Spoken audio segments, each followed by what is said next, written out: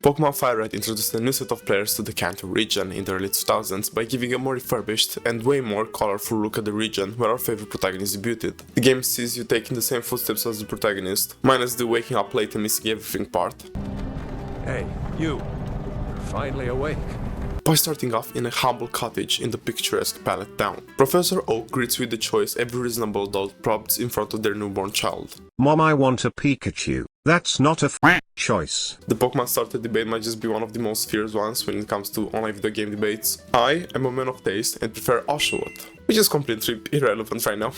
As a kid, I was a fan of Squirtle. I always thought Charmander was too overrated, and Bulbasaur would be a very good choice during your replays. Like, who could say no to that cute little face? That's not to undermine Charmander. Please put the symbolic pitchforks and torches down. No, there's no justice like angry mob justice. That guy is probably the best and most iconic start in the whole franchise, and for good reason. So, for the sake of this video's vessel of talking about the Kanto region being Pokemon FireRed, I chose Charmander. And boy was it a pain in the ass. The first two gyms were absolutely dreadful to go through. After you leave your parental home, as every 10-year-old kid with caring parents would do, you first stumble into a forest filled with bugs and cocoons, but most importantly, mice. You can get the fluffy, yellow, commercially milkable, merchandisable, pocket-deepening, wallet-overflowing red chic mascot, the Pikachu. And just a tip, if you went to Charmander, then actually catch Pikachu. Even though it's only 1% chance of it spawning, just go with it, trust me. Cause otherwise you'll end up almost punching a hole through a desk as you try to defeat Misty's army. An old and senile man is just lying there in the street, too tired to move cause he hadn't had his coffee already. Very relatable, am I right, guys? It teaches you the art of capturing creatures with your balls, and off you go to fight Brock. I, fortunately, only got my ass kicked 2 or 3 times before my Charmander learned Metal Claw and made the whole gym much more of a breeze.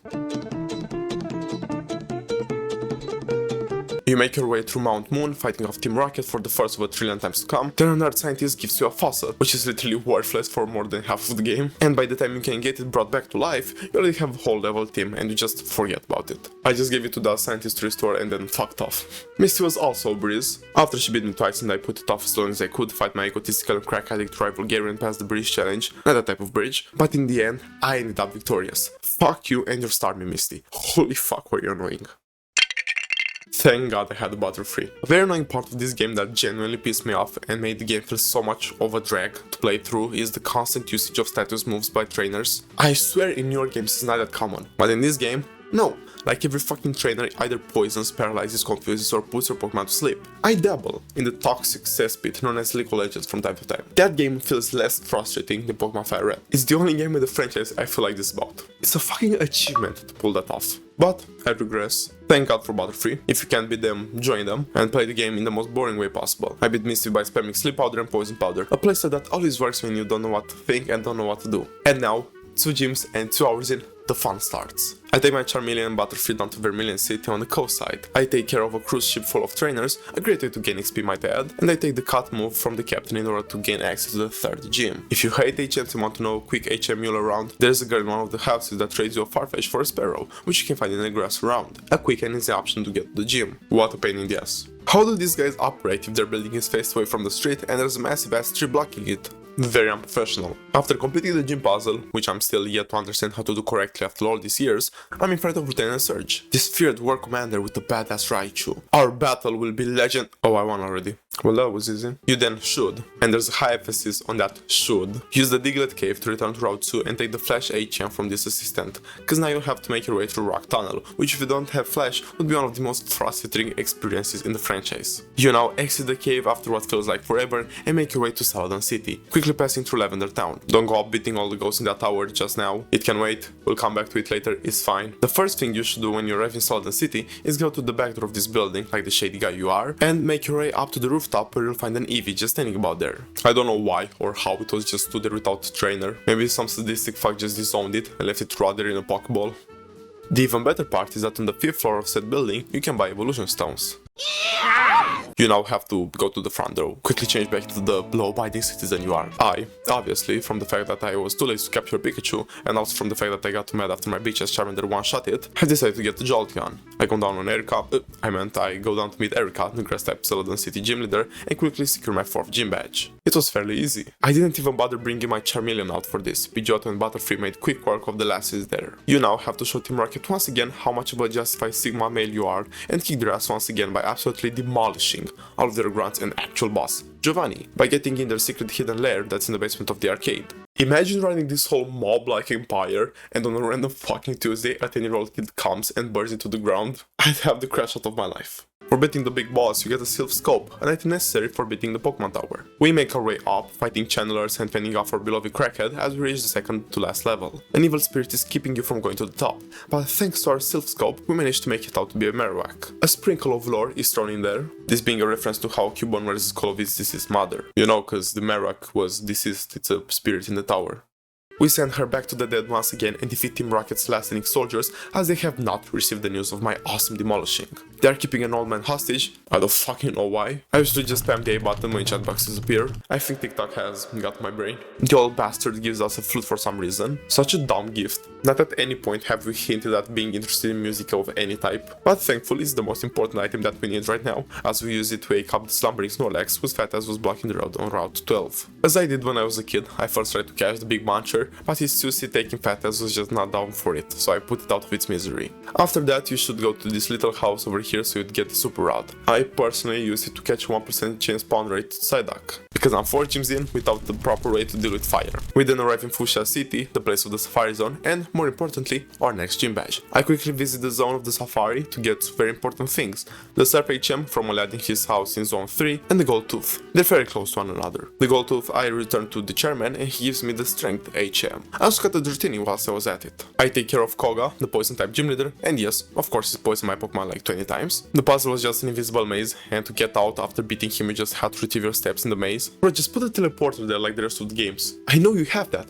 even in this one, the Team Rocket headquarters. But now, I was a bit confused on what to do. I knew I couldn't get into Saffron City because all directions that led to that centrally placed town on the map were guarded and they just wouldn't let me through. They specified that they were thirsty, so when I tried to go once again, they spotted that I had tea on my person. What type of British power is that to smell the tea from inside my backpack? I sincerely don't know, but they loved it and they let me pass. I was stood there for a good second wondering where the hell did I get it from, and then a memory of 2 days prior just hit me like a boss. Back in Celadon City, I had talked to this nice lady in a random building and she just gave me tea for it. This game is already 2 for 2 for all people giving me random items that end up being the most important for me right now. What in the world are these adjuvant characters? I then remembered that, hell, you can use a bicycle in this game, so 5 gyms in, I went to get mine. I went to speak to this fan club owner in Vermilion City, and for just listening to him, he gave me a coupon for a free bicycle. That's the type of wealth I strive for. I then cashed it in Cerulean City. Back to Saffron City, this town is also infected by the past known as Team Rocket, so once again, I have to show them my natural talents as this gifted 10-year-old Pokemon trainer and take down their whole empire for good this time.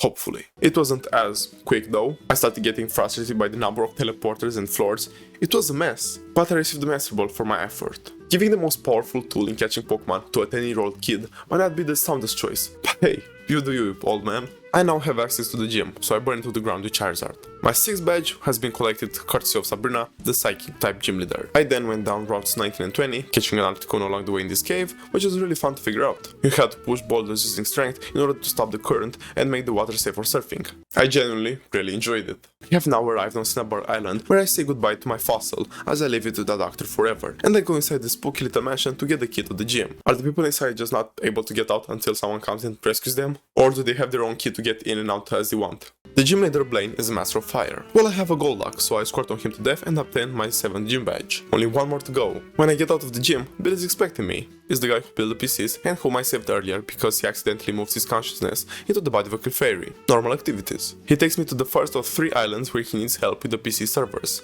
After a bit of back and forth, I successfully restored them, and now I can go and fight off the 7th gym leader, which is in Viridian City, the first town I passed when I left home. The one with the schizophrenic coffee addict grandpa. But back then the gym was closed. It's now open, and the man who's creepily staring into the window says that no one knows this guy's identity. I arrive at the end. Who could this be? Ash Ketchum. It's legend of a train. Oh, it's fucking Giovanni. Oh, brother, this guy I kicked his ass again, and we're now off the victory road. First I got to fend off the crackhead, as you do, then I have to pass through this dreadful mine. And I hate the shit that these games do where, even if you have a repel, you still encounter wild Pokemon if your active Pokemon is lower in level than them. That's so bullshit, I just want to level that guy up. Why are you punishing me for it? I arrive at the Elite Four and I'm now ready to prove myself worthy to place my balls on the plated healing machine and be registered as the Supreme Lord and Master of all these pasty peasants. The first member, Lorelei, the Ice-type Master. She was fairly difficult, but my Jolteon Charizard Machamp managed to come up victorious. Next, Bruno, the Fighting Master. Golden and Charizard made quick work of that bunch. We're halfway done with the Elite. Now Agatha,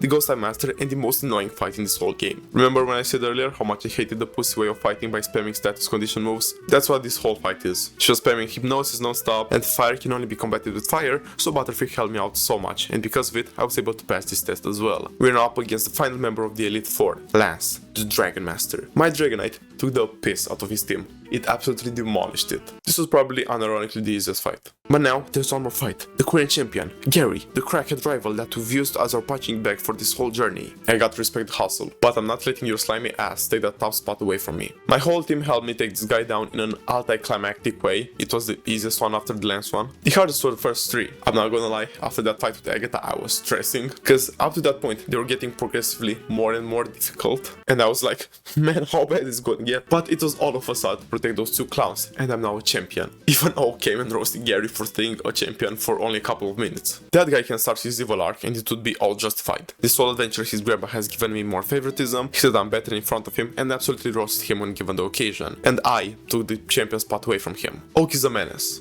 I place my balls in the machine and I am now pronounced champion. As the game ends, I stare at the credits as the music plays and revel in my success. This game was fun. Replaying it was very, and I mean very nostalgic. There were features that I missed from newer entries and stuff that I absolutely hated, but as an overall experience, I think it was bloody lovely. 151 Pokemon for the first generation is very impressive, especially with how iconic a good bunch of them are. The starters of course, Gengar, Dragonite, Pikachu, Mewtwo, Mew, and these are iconic for video game lovers in general, excluding the Pokemon fanbase. To create so many characters like that on your debut takes some massive talent and I respect the hell out of it. This has been Orsil. If you've enjoyed it and want to watch me suffer even more with following generations, then leave a like, subscribe, and leave a comment as well. Until next time, have a great day guys, stay safe, bye.